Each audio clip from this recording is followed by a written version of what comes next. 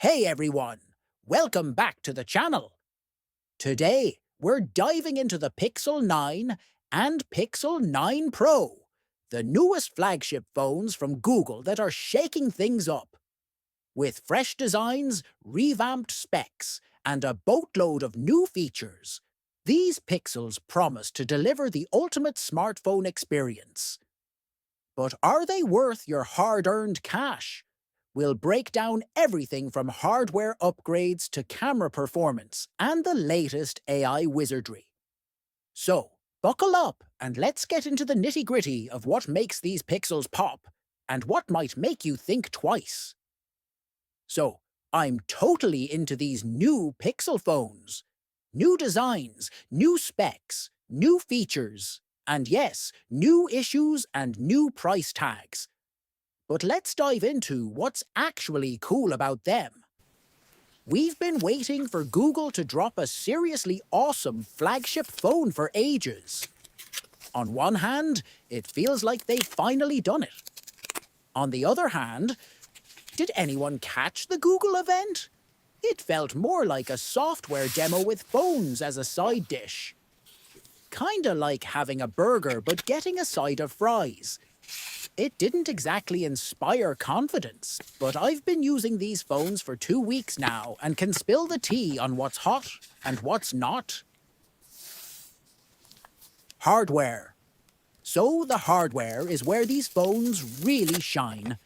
They feel like high-end phones, and not just because they're squared up like an iPhone. The screens are super bright, 2,700 nits for the Pixel 9 and 3,000 nits for the 9 Pro. Plus, the new fingerprint reader is faster and more reliable than before. But here's my tiny nitpick. I wish you could unlock the phone from a completely dark screen. You have to have the always-on display or hit the power button first. On Samsung phones, you can just touch the fingerprint spot anytime. The haptics are smooth, and the buttons click nicely. Inside, there's a new Tensor G4 chip and more RAM, mostly dedicated to AI stuff. The Tensor G4 isn't much faster than last year's, but it has a beefed-up AI processor. And the new camera design? It's kinda like a shelf island. It looks better in person than in renders, even if it collects dust. Also, there's a new size option. A Pro phone that isn't an XL. Nice choice. Though I'm worried it might not sell as well as the Extremes. Now, the gripes. The batteries are about the same as last year's. 4,700 mAh for the smaller one, and 5,000 mAh for the biggie. Battery life is good, but charging speeds could use a boost. 37 watts for the extra large is kinda slow. Faster charging, like 50 to 60 watts, would be fab. Also, the Pixel 9 has matte sides with a glossy back, and the Pixel 9 Pro has glossy sides with a matte back. I'd prefer matte all around. And the starting storage is 128 gigabytes for a $1,000 phone. Come on, it's 2024. 256 gigabytes should be the base. Cameras. Cameras are still a big deal for Pixel phones. The Pixel 9 and 9 Pro share the same main and ultra-wide cameras. The Pro adds a 5x zoom. The main camera is similar to last year's, but the ultra-wide is new with 48 megapixels, which gets reduced to 12 megapixels. Photos are quick and easy to take, but they do look heavily processed.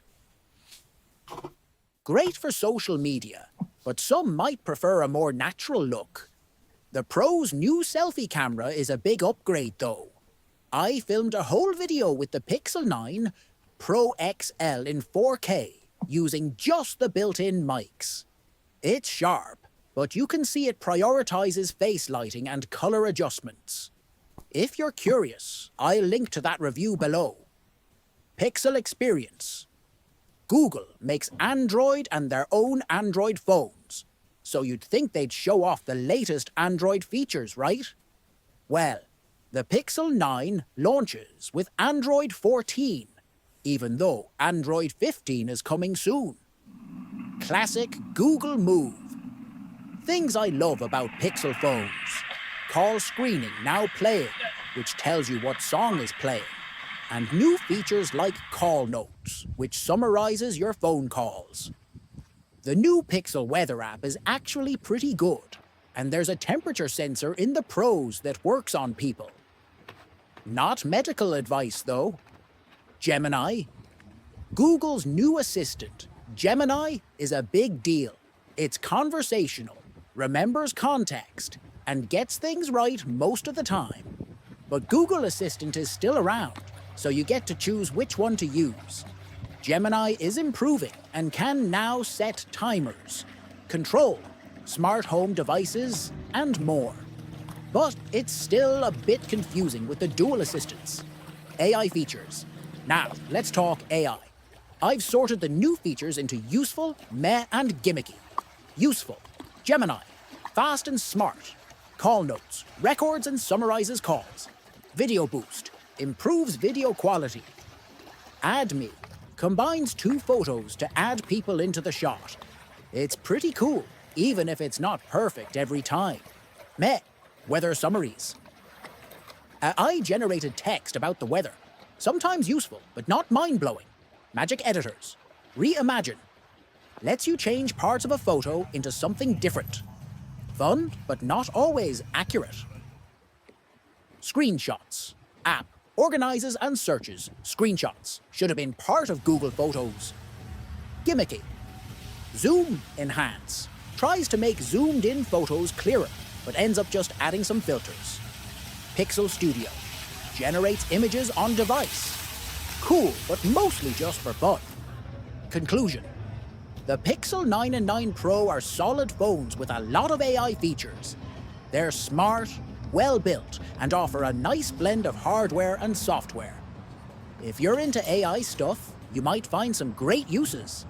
If not, you're still getting a top-notch phone.